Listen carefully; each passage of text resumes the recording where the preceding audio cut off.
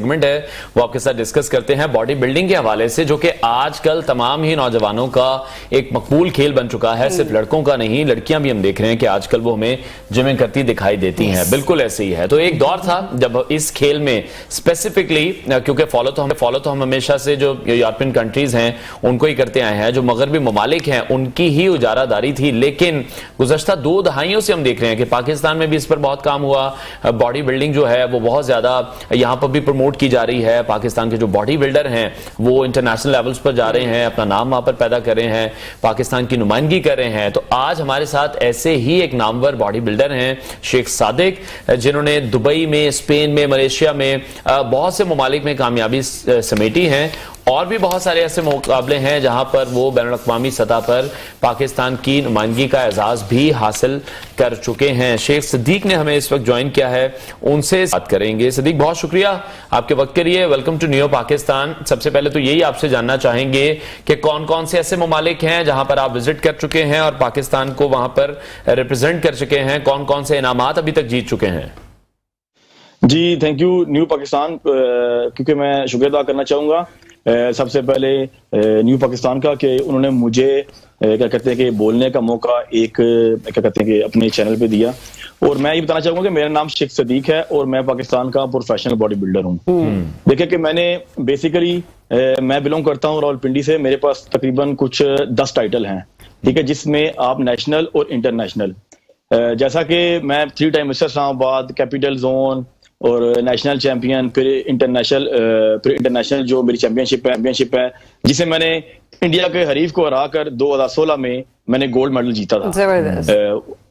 जी, और उसके बाद ये कि फिर उसके बाद मैंने पाकिस्तान की नुमाइंदगी जो है वो क्या कहते हैं कि दुबई, मलेशिया, सिंगापुर, स्पेन यहाँ पे कर चुका हूँ और वर्ल्ड रैंकिंग में टॉप 6 में रह चुका हूँ मैं। तो अच्छा, ये भी बताइएगा सदीक, हमने ये भी देखा है कि डिफरेंट कैटेगरीज होती हैं, डिफरेंट कैटेगरीज के लिए आप नॉमिनेट होते हैं। जैसे आपने कहा ना तकरीबन 10 ममालिक ऐसे हैं जहां पर आपने अवार्ड्स अपने नाम किए हैं। तो कितना मुश्किल होता है उस वेट को मेंटेन करना, क्योंकि हर कैटेगरी के हवाले से कभी आपको वेट पुट ऑन करना है, कभी आपको श्रेड करना है। तो कितनी वर्किंग इसके लिए चाहिए होती है? इतना इजी काम नहीं। हम तो कुछ कैलोरीज हमने गिरानी हो तो हम लोगों को लग पता जाता है कि कैसे मैनेज करना। हाय हम ये नहीं खा सकते, हाय हम वो नहीं कर सकते। देखिए कि बॉडी बिल्डिंग जो है ये तो टू मच एक्सपेंसिव स्पोर्ट है, ठीक है। तो इसको पहली बात है कि मैनेज करना। देखें कि पाकिस्तान में लाखों करोड़ों जो हैं लोग हैं, उनमें से चंद लड़के आपको प्रोफेशनलिज्म में बॉडी बिल्डिंग में नजर आएंगे, ठीक है। तो ये तो काफी एक्सपेंसिव स्पोर्ट है।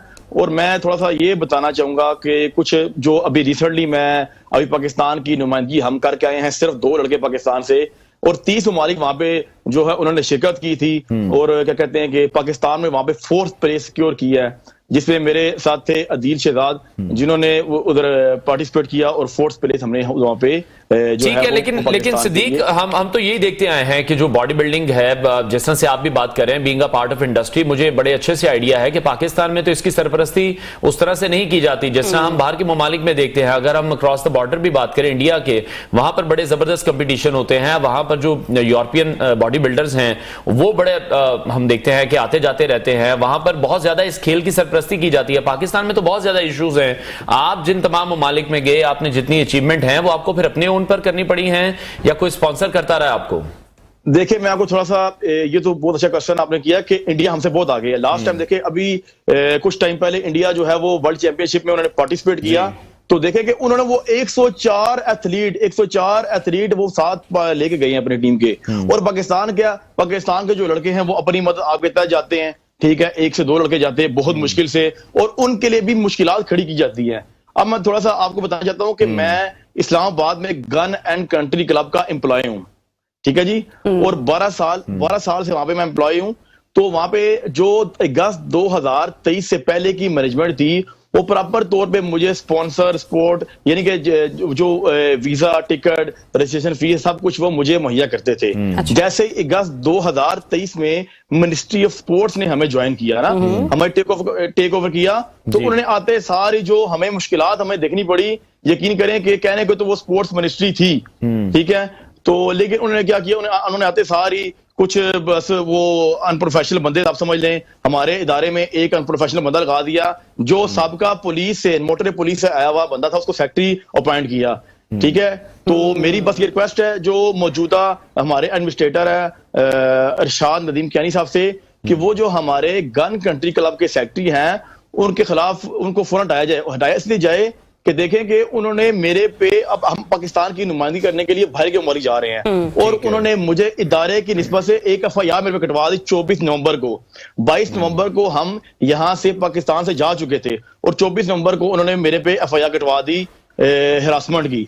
अब आप ये देखें कि ऐसे बंदे जब होंगे। अच्छा, ये सिद्दीक, हम देखते हैं कि बहुत से बॉडी बिल्डर्स के साथ बहुत सी प्रॉब्लम्स होती रहती हैं पाकिस्तान में रहकर। ऑब्वियसली सप्लीमेंटेशन आपको करनी है। जब भी किसी कंपटीशन के लिए आप जाते हैं वहां पर फिर उससे पहले जाने के लिए जो तैयारी का एक प्रोसेस है, तमाम एक मरला है, उसको किस तरह से मुकम्मल करते हैं? क्या डाइट प्लान होता है? पर डे क्या एक्सपेंसेस होते हैं?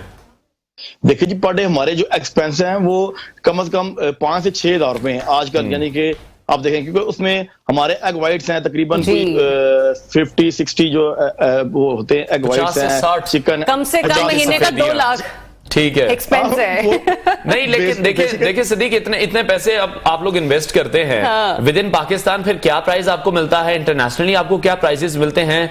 क्या बेनिफिट इससे होता है? ये भी तो हमने लोगों को कन्वे करना है। देखिए जी कि बेसिकली यहाँ पे तो आप देखेंगे कि यहाँ पे बॉडी बिल्डिंग को तो एक स्पोर्ट समझा ही नहीं जाता।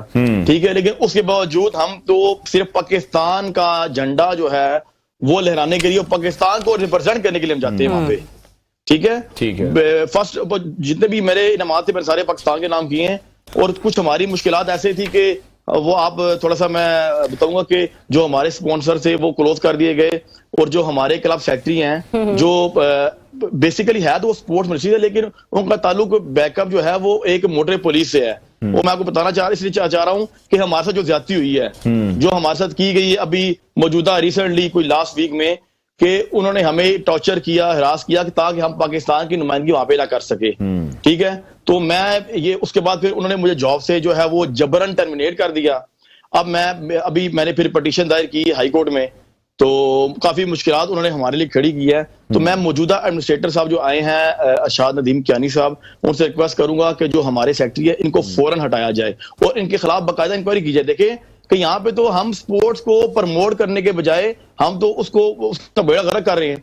ठीक है, अब देखा जाए कि ये जो भी हमें मुश्किलात आई और क्या कहते हैं कि हम जो बेसिकली हम फर्स्ट सेकंड डे में हम थर्ड प्लेस पे थे।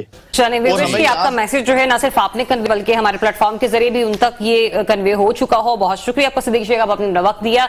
मजीद मुकाबलों के लिए, मजीद कॉम्पिटिशंस के लिए बेस्ट ऑफ लक और हमें भी बेस्ट विशेष दीजिए, क्योंकि